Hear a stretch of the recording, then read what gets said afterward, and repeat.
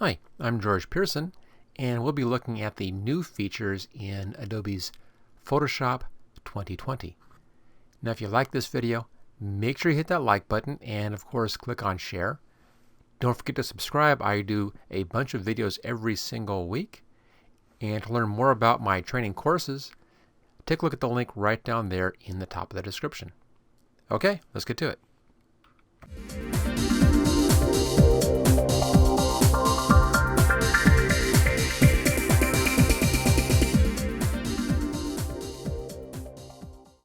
There are quite a few new features here inside of Photoshop 2020, and the first up is the new cloud documents. What that allows you to do is to save your work up into the cloud, and you can then access it from any device that you have that can access your cloud account. Let's just see where you'll find that. It's really easy. Just go up here to File and either Save or Save As. I'll do Save As, and here you go. Gives you this nice new little pop-up, and you can choose to save your cloud documents or save onto your computer. You can go either way, and you can change back and forth at any point. If you don't want to see this pop-up, just click on the little Don't Show Again right there, and then choose that, and the pop-up goes away. And it's real easy to do. Click on Save to Cloud Document. And the one thing I wanted to show you here is that there is a new file format on this, and it's the psdc file format. It has a C at the end of it. So it's your basic Photoshop file, PSD ending with a C, so psdc for cloud. And you can see we're looking at the cloud document location right now, and here's a previous version of this filing behind. I can go ahead and save this right here to the cloud, or I can even at this point go back and save it to my computer as well. So you have those different options always at all times. So again, brand new format here, the psdc format, and it saves your documents up onto the cloud, where you can access them from any device that can read your cloud account up on Adobe. The next new feature is also just as neat as that last one, and that's that there are improvements now to several of the presets. You can see one of them right up here. Here's our standard swatches, upper right hand corner. Let's just get rid of the properties and the layers out of here. And you can see we now have all these little folders down here underneath the standard swatches, and these contain little subsets of swatches. Here's your RGB set, here's your CMYK set, there's your grayscale, making it real easy to come in and choose your grayscales. Here's your pastels, again making it much easier than trying to find your pastels out of this standard color swatches set. Here's your light colors, there's your pure colors, your dark colors, and darker, and then of course your pale colors in here as well. So it gives you these new sets, and that's just on the swatches. So this is the new look for the swatches. Now if you go over here to little pop-up menu right there, little kind of 3 little lines right there, 4 little lines. Down here you can bring up the legacy swatches if you want right there. So you can actually change back to the legacy swatches if that's what you want to do. So that's still available. It's just hiding underneath that little set of lines right there and legacy swatches. Okay, let's go up here to the window menu. And let's come down to the gradients next. Here's our gradients. And notice the same kind of thing has been set up here for the gradients. There's your standard gradients. This is my little gradient set. Here's your basics right there. And then they're divided up by colors. There's your blue colors. Here's your purples, your pinks. And it's quite an extensive list, as you can see. Reds, oranges. Now all of these are this kind of gradient where they're pretty much these two-tone across the board gradients, and we don't have any of our specialty gradients in here. Those are not here any longer. You can, if you save a gradient set in an earlier version of Photoshop, you can always import that here, of course, into Photoshop 2020. But just like we saw over here with the swatches, go to that little icon right there, a little set of lines, and then here at the bottom you'll find your legacy gradients right there. So you want your metallic gradients, they're in here. If you want those noise gradients, they're down here as well. So you still have access to those if you are used to using those all the time. And there are a few that I tend to use quite frequently, so I will probably install those back into my gradient set right there. So there you go, that's the gradients. And again, these are the new sets, the new look in here for the presets. I personally like these a lot. I think this is a real nice layout and a lot of really useful looking gradients in here. It'll take me a while to go through and trial all this stuff, but I think there's some really nice ones in here, some new ones have been added. See, we have a lot more gradients than we had before. So there's your new gradients. Now the next one, up here under Window, let's come down to Patterns. There we go, same idea. There's our patterns. And let's just stretch it a little bit. We have tree patterns and grass patterns and water patterns. They have been divided up into standard sets right here. You also can, notice a little folder down here, you can set up new folders and then rearrange these any way you want with your new folder. Same thing right down here on the gradients, same thing right over here on the swatches. And once again, if you miss some of the earlier patterns, go to that little icon right here, and there's your legacy patterns and more right down there. And then we have another one up here as well, and that's our shapes. We'll bring that up. The shapes are now set up with leaf trees and wild animals and birds and flowers. Now personally for me, I tend to use the arrows a lot, and notice the arrows are missing. We no longer have our arrows in here. So once again, to bring those back, go up to that little icon right there and then come down to Legacy Shapes, and that will bring back your arrows. And there we go, right down there. And here's the 2019 shapes. Just bring those up. There we are. All the new 2019 shapes in there, and then below that we have all the legacy default shapes as well. And there's the arrows that I like. So you have everything still available to you. They just give you a clean setup when you first start. Just go ahead again and go down here and bring in your legacy, and you're all set to go. Okay, the last one that we have up here, Window, is Styles right there. And they're over here. And once again, these styles are brought in here. All your standard styles. Again, a new look for your styles. And once again, you can come in here and bring back in your legacy styles as well. So I really like this new look. I think it's much, much easier to use. I like the way that it is organized. I like the ability to easily make new folders in here, and you can simply drag and drop from one location to another. Very easy then to organize these, and also really easy to work with as well. Just make sure that you do go in there and bring back your legacy stuff so you're not missing anything that you're used to or familiar with. Alright, let's get rid of all of this stuff in here. I'll just close all these windows down or minimize them. There we go. And we can minimize that as well. Bring our layers back up here. There it is. Okay, the next thing is a new tool in here for quickly doing selections. Of course, we have the new select subject right here. Click on that, and then Photoshop goes through, tries to identify where the subject is, and it will then select what it feels is the subject. Sometimes this works out okay, sometimes it doesn't work out very well.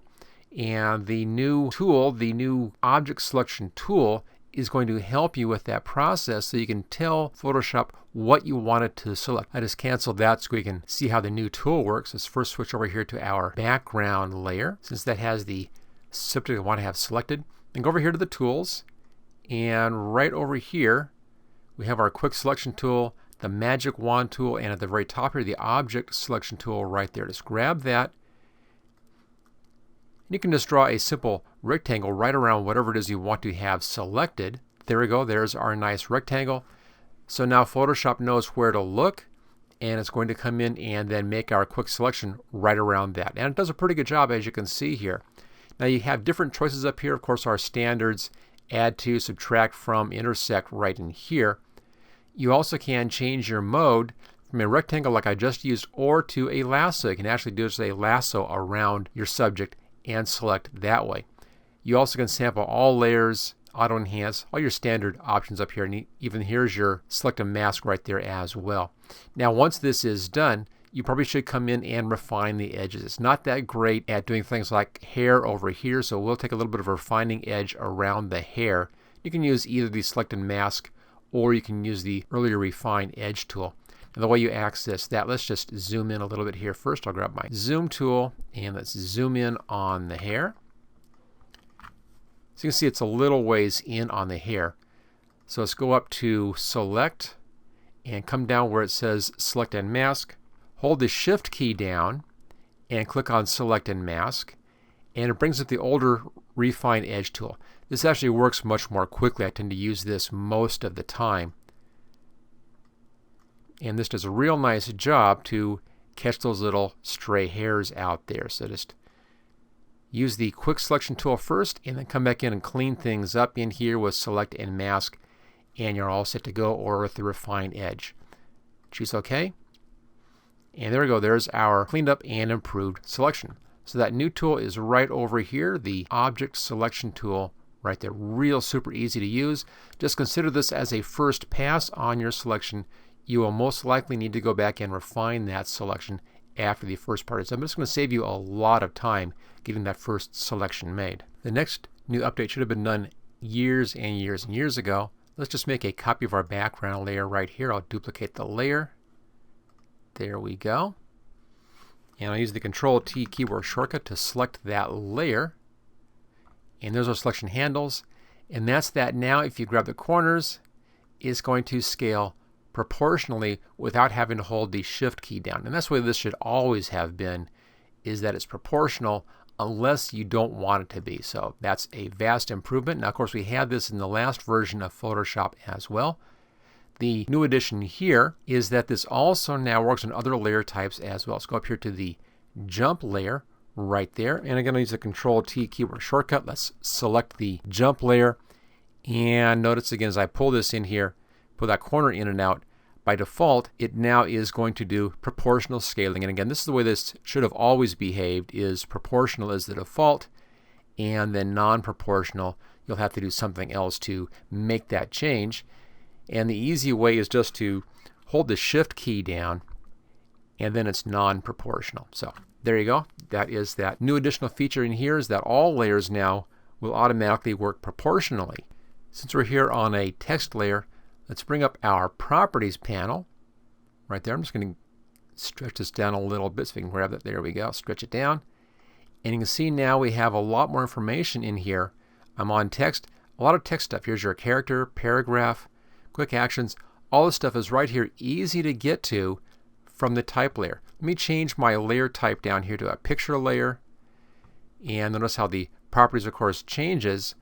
So Adobe has made this much easier to use and given us more options right at the front here in the Properties panel, making it much more of a centralized location to handle the different properties for whatever it is that you're working on here inside of Photoshop. Another new and very useful trick is that you can convert smart objects back into individual layers. Let's say I had this whole project here and I converted this whole thing over into a smart object. I'll just do right click and we're going to convert this into a smart object. There it is. So it's all combined into one thing, making it real easy to organize much more complex projects. But let's say I wanted to get this back to layers again. You can now do that easily enough. Let's just right click on this layer, and then from the menu right down here we have convert to layers. Click on that. It's then reconverted back into layers again. Now they go into a layer group, so all you have to do is just open up that layer group and there are your layers again. So you can now go both ways with layers and smart objects. Multiple layers into a smart object, and then from a smart object back out to a group of multiple layers again. Very nice little tweak or adjustment on that trick. Another new enhancement is how the warp tool works. Now to demonstrate that, let's work with our jump text in here. I'm going to just make a duplicate of this layer. There we go. I'll duplicate that layer, choose OK, hide the original, and let's just rasterize that type. So it's just a graphic now, graphic layer. Go up to Edit, come down to Transform and Warp right here. And here's our warp options at the top. There's your standard warps right in here. Everything we already know about the arc, arch, flag, all this kind of standard stuff. But also notice on the left hand side here we have these different kind of grid things showing in here. This just breaks up the image in different grids. You can see I have a grid happening right there, a little grid line. So I can change my grid lines. I can also change my grid here from default to a 3x3 grid. There it is. Or a 4x4. Or a 5x5. So it's now working kind of in a similar fashion to the puppet warp. Not quite as complex as that, but very, very useful. Let's just undo that warping in here. And one more. Let's just grab the image itself and I'll pull it around. There we go. Kind of hand done warp coming in here. Now you're only seeing the bounding box, you're missing stuff that's outside. So if I click on the check mark right there, you then see the whole bit. So real easy now, and lots of creative possibilities here with the updates to the warp tool. There's several more new features as well. I'm not going to bother with some of these, like the new stylistic sets for the open type fonts. In the content aware fill, which is a great tool, you now can choose which areas you want the content aware fill to copy from. So you have more control now over where content aware fill is copying from to do its fill work. There's now new adjustment layers for 32-bit images for brightness, contrast, and for curves. That's going to be useful for more high-end image work. But there are some more things I think are even more important, and that's new shortcuts. And there are two of these I think are really game changers. Let me just bring those up. Let's switch over here to a paint color. I'm just going to choose just a nice bright red right there, and let's get a nice brush, nice big brush right there. Looks pretty good. And let's make a new layer in here. Here's our new layer. So there you go. Standard painting as you would imagine. Just come in and paint like that using your paintbrush. And if you hold down the tilde key, it's the key that's just to the left of the 1 on most keyboards, just below the escape key. What that does is it converts the paintbrush into an eraser brush. This is a game changer in my mind. So I'll hold that down and I can erase, let go, and I can paint. Hold it down and I can erase, let go, and I can paint. This is a phenomenal new keyboard shortcut and going to quickly be one of my absolute favorite keyboard shortcuts when doing any kind of painting work. So I can paint and then go back and erase, and then go back to paint again, and then back to erase again, just by holding down that one key. It's a wonderful new keyboard shortcut. And again, that's the tilde key just to the left of the 1 key, just below the escape key. There's often a tab key just below it, kind of upper left-hand corner over there on the keyboard. The other new keyboard shortcut that I love is that you can now rotate your brush tip while you're painting. Just go up and I'll show you that. Let's just grab something up here, and I'll grab a hard brush, and let's make this brush fairly flat. There we go. So you can really see that brush now. So there's painting left and up and down. So if I paint and then I tap on my keys in here, notice that I can move this around. And what I'm doing is I'm tapping on the arrow keys. The left arrow key rotates it counterclockwise, you're rotating to the left. The right arrow key rotates that to the right or clockwise. So I can quickly change the rotation of my brush just by tapping those keys. Now for larger jumps, use the shift left like that, or the shift right arrow, and you can do larger jumps. So there's that, and let's just jump back again a little bit here. So very, very easy to rotate your brush right while you're working with it. You don't have to go back up here and do anything fancy up here or anything. It's all right there with that keyboard shortcut. And again, for the little small movements, right there, that's 1 degree at a time. That's just the left arrow or the right arrow. Right arrow is clockwise, left arrow is counterclockwise. For bigger 15-degree jumps, it's just using the shift key as well. So there's the left shift and there's the right shift. Again, very, very useful new keyboard shortcut in here. Okay, let's hide that mess right there. There are a lot more little improvements and things, as you would expect on a major update like this, that also are very, very useful. But these are the main ones that I pointed out here in this video. One last little thing, let's go back here to the home screen. And you should be seeing the new features in here right at the top. And you also can take an interactive tour right over here on the right-hand side to see what's new. So it's a real easy way to get up to speed on all of these different new features. And then one last little bit, of course, is the help menu. And in the Photoshop help, let me just bring this up. This brings up a browser window, so of course you'll have to be online to do this one. But let me show you where you can find the whole long list of all the new features, and you can check out all the little additional improvements in this list. There we go. There's the home page for the help. Click on Get Started right over here. And on this right down here, there's your What's New in Photoshop for all the additional information. And let's go ahead and bring this one up. So here you go. We've looked at all this stuff, of course. And then lots more new features listed down here. A lot of little stuff that's also been improved as well. Or here at the other enhancements. But we've covered all the main stuff, and I think that this one really is a game changer. I mean, this has some really, really powerful new features. Those new keyboard shortcuts, very powerful. I love the new presets as well, and the ability to save into the cloud so you can access your documents from any device. Also, major game changer here. So I think this is one of the best improvements that Adobe has made in years on the Photoshop program. And don't forget to hit that like button, and of course click on share as well. Share with your friends on social media so they all can hear about the new features in here. Also, don't forget to subscribe. I do lots of videos, mostly on Photoshop Elements and Adobe's Photoshop program. I also do some Minecraft stuff on occasion just for the fun of it, but mostly I'm focusing on the Adobe programs. I also have complete training courses available, not just the little quick videos I do here on YouTube, and you'll find links for that right down there in the description.